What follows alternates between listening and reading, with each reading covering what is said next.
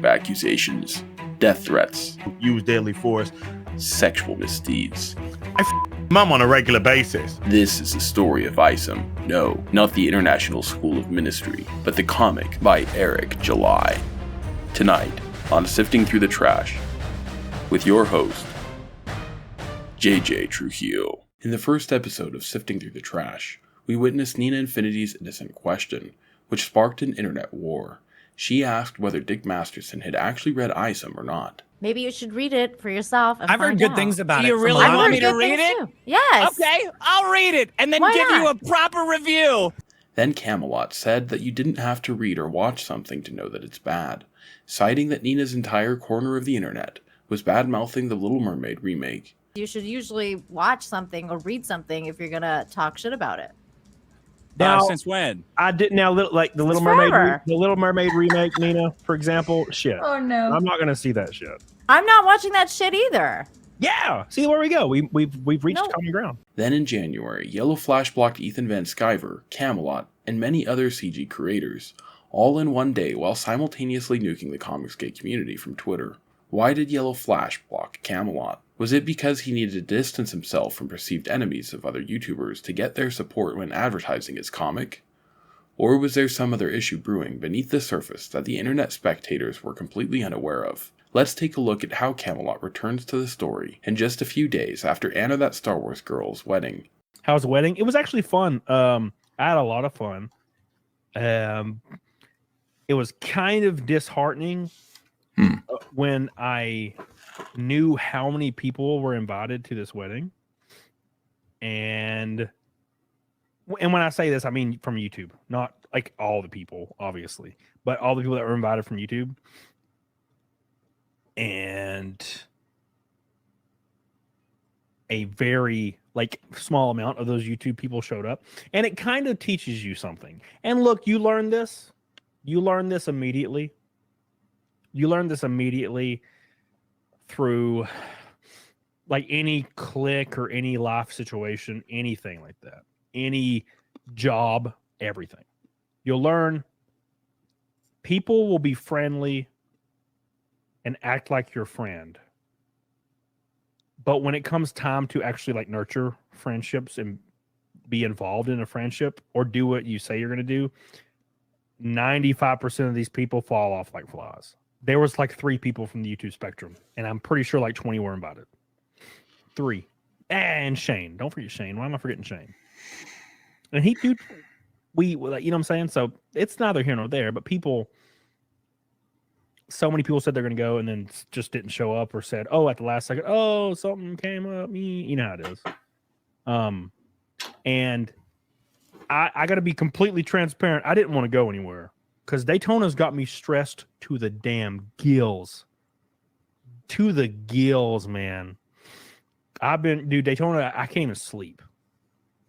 But I told Anna a year ago, I will be at your wedding. So I went to her wedding. And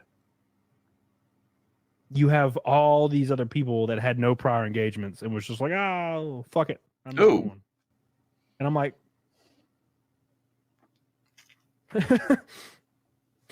every other day I'm involved in conference calls with sponsors, teams. When I was at Anna's wedding, I was on the phone half the time, doing all this shit. And you have people that literally just roll out of bed and they're like, I just don't want to go. I'm not going to go, even though I said I would. That's shitty. Completely learned through different dumb dramas that I wasn't even involved in. That about 5% of these people you'll meet are actually gonna be real friends that are cool with you. Yep. And as soon as you ain't got any clout or whatever, they're done. Fuck off. She invited many YouTube personalities who had RSVP'd, but never actually showed up. Camelot, a friend of Anna's, spoke against grifters who fake friendships for clout, and then abandon you once they no longer see you as useful. He also referred to many of these YouTubers as immature, comparing them to middle schoolers with small egos. You're not allowed to associate with somebody I don't like. Me. Wow. Grow up. This isn't middle school. You're in your 30s. Grow up. In your 30s? Please. Wait, who's in their 30s? Is that Flash? How old is Az? We're putting clues together here. You know, it's like the red string. Yeah, it's very silly. His accusations got way more serious. Immediately, these creators that are trying to use their clout to have sex with any woman possible in the creation spectrum, and it's always the grossest dudes, the gross. Like obviously, right? You can look at a stream of one of those big ass shows and find the person immediately that's that guy that's trying to use their clout to have sex with anybody they can. What? Because obviously that's the only opportunity they'll ever have. Yeah. Probably because they wanted to have sex with them. Let's be honest. The person I'm talking about is all in the replies of every female like that's in their genre or niche, trying to have sex with them. Every girl. Wait, what's the penis thing? Because they can't have sex with people in real life because they look like a melting freaking monster snowman. It's Az! Oh my god! We're talking about Az! I was totally joking before. Ethan Van Sciver was stunned and wondered who the potential sex pest could be. He thought it may be Az. He tried to piece together which YouTuber could fit these parameters. Who was in their 30s? Grow up. This isn't middle school. You're in your 30s. Grow up. In your 30s. Please. It was someone who kicked somebody from his show. When you don't have something that's beneficial, they're like, fuck off. Don't care about you. Get out of my face. That's YouTube. That's almost everybody on YouTube. I know there's people like that. There's people. So I don't like YouTubers. I can't give names, but one of the people that was at the wedding told me about how they used to be on a show, like a weekly show, I think. And the leader of that show violently kicked him off the show for just being friends with somebody. That's Yellow And Flash. screamed at them like an infantile baby. Screamed at them over it because they were friends with someone. That's Yellow Flash that did that? Some niche that they don't like. Some people speculated it could have been Yellow Flash. Is it possible that Flash blocking Camelot had something to do with behind-the-scenes drama? While the reason for his block isn't certain, he later clarifies it's a misunderstanding. In fact, when I was on Yellow Flash's show, that fucking pussy, who I used to like, and Yellow Flash, Camelot, Yellow Flash came after me out of the blue for no reason at all. I didn't do anything to him. I think he was pressured into doing that by certain individuals. Is that possible? You think that's the kind of thing that happens? Oh, I don't know. Maybe I don't know. I know I talked to Yellow Flash and we were super cool. It was just a weird little misunderstanding. So I don't have a problem with him at all. Meaning that Flash likely wasn't the harasser. Ethan then starts to make several guesses by typing in the name in the private chat. Already heard stories from other people, specifically this weekend, of people getting fired just for being friends with somebody off of a big show, just for being friends with somebody. And I think that's the lamest thing I've ever heard in my life. And I feel like the person or somebody that has these attributes that I'm thinking of, and within 2 years are going to have allegations against them because they use their clout to try to have sex with women. It's very apparent. It's very apparent on social media. You can see it every day. Just using that little bit of clout to try to have sex with all these women. And as soon as one of these women mention another person that's a creator in the space, they get mad. Hold on a second here. I know who you're talking about, and it wasn't who I was thinking of. Who? No, don't say anything. I don't know who you're talking about.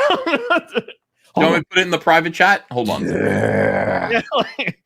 All right, you just, if I'm right, hold on, because I've heard a couple of things here. Where's my private chat? Oh, here it is. Okay, here we go. No. No. Okay, I'm just going to keep going. Ready? Because I heard about that guy. Okay, I heard some stuff. I don't know nothing about that. Really? I do. Okay. We're No. That's a relief. No. Ooh, we're narrowing it down, please. Dude, I know.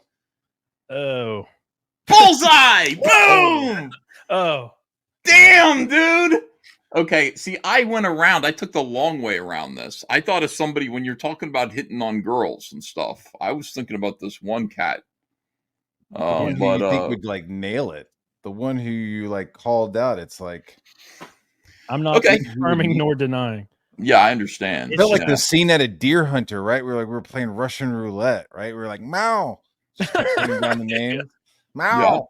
Yeah. I gotta say, like, that sucks. And the thing is, like, a lot of these people need to get some self-confidence. Yeah. Can you imagine being a young lady and receiving a fucking booty call from that piece of shit? Can you imagine? Ooh, God damn. I love women. Like, I really do. I know I say that I hate the women, like, but no, I just hate feminists, you know, but I love women. I can imagine there've been a couple of instances here, Matt, where like women have been in our space and big monsters have kind of approached them for sex.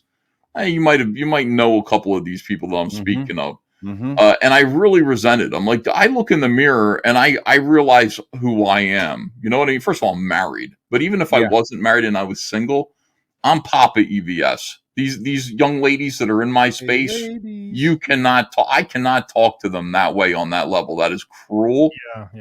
And you know, any clout that I have or money or, you know, ability to let somebody, I would be abusing my station to force a woman to listen to me talk about my dong. Like, it's ridiculous. There's one woman who has to hear about that, but she signed a contract. She signed an agreement, you know. Yes, to legally listen. Yeah, she has to. But everybody else, there are women in this space that have to put up with that piece of shit. That is unbelievable. That's what I'm saying is there's people, and like I said, I think it will probably end poorly. It may not, but there's people that are entwined. They're heavily entwined, like they're all entwined, and they can't really shout anything down because it would affect everything. And I know these people see this shit and they're like, oh, gross. But they can't really say anything, again, because some of these people are super, super heavily entwined in this shit. We learned that the melting snowman wasn't who Ethan originally thought, so that rules out Az. To this day, it isn't clear who the melting snowman is, though some people's actions may seem a little suspicious. When Az was asked about whether or not he was a melting snowman, he gave a very shocking response. I f mum on a regular basis. In the no lube. Get up.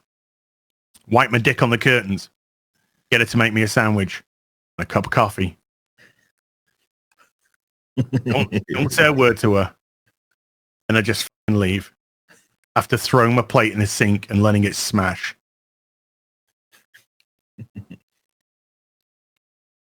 Okay. Yeah. Woo! Doubling down on allegations with jokes may seem funny, but they can very quickly compound negatively against you. This happened to Vito Giswaldi when he was accused of being a PDF file, and he ran with these claims, making sarcastic responses. Additionally, there is a risk in dropping huge allegations without providing a name. Some internet spectators may accuse the wrong person. Critics of Ethan may point to how Eric July was passively aggressively attacking an unnamed comic professional months prior. If someone is an indie and they have more success than I ever did, good for them. Hell, I'll try to pick up some game and learn from them. I was wrong to assume that, again, everybody felt the same way. They saw the Rippaverse as a problem, and they've made it a mission to try to take me down a peg. Narcissism is a problem, and envy is a dirty son of a gun. I should have known something was up when people would say that they were glad the vitriol was being levied at me, because it seemed to get enemies off of their backs. And that sort of explains why some... Why are you angry about that? I meant that with love. I can't believe that. When I used to say that to him, I could see in his face would like get darkened. I don't mean like the complexion. I mean like he'd get like, I don't think that's funny. I'd say, Eric, I'm so glad you're here because now some of these nitwits can abuse you instead of me. Nah. And a normal person would go, well, it's just the way it is. That's what happens when you're successful. I'd see Eric get mad at that. And he really is mad. I stopped saying that. I said that to him maybe twice, like, because I thought it was like a friendly kind of jest. But I could see that, like, he wasn't taking it the right way, like the way that I meant it. And I was like, I won't be saying that anymore. And I was like, I wonder if that bothered him. It did bother him. Holy shit. Oh my God. Ethan logically assumed that was him, and quipped that if Eric was meaning someone else, then it's irresponsible for him to not drop names. He strawmanned my position and said a bunch of things about me without even saying my name. But everybody knows he's talking about me. And if he isn't talking about me, that's extremely irresponsible, because then everybody's thinking he's talking about other people. So other people, innocent people, have to absorb that abuse. Similarly, stating someone who looks like a melting snowman is a sex pest could lead to internet spectators in guessing who the perpetrator is, and they may inadvertently start an internet war with the wrong person. This is the argument that a future critic of Ethan will make, after accusing him of mobilizing fans in a smear campaign. Learn about how the melting snowman drama will boil over into a great big mess, but first watch as the fandom menace explodes in all-out war, as the chicken armies of Isengard are mobilized against the Fellowship. Next time, the Great Chicken Apocalypse.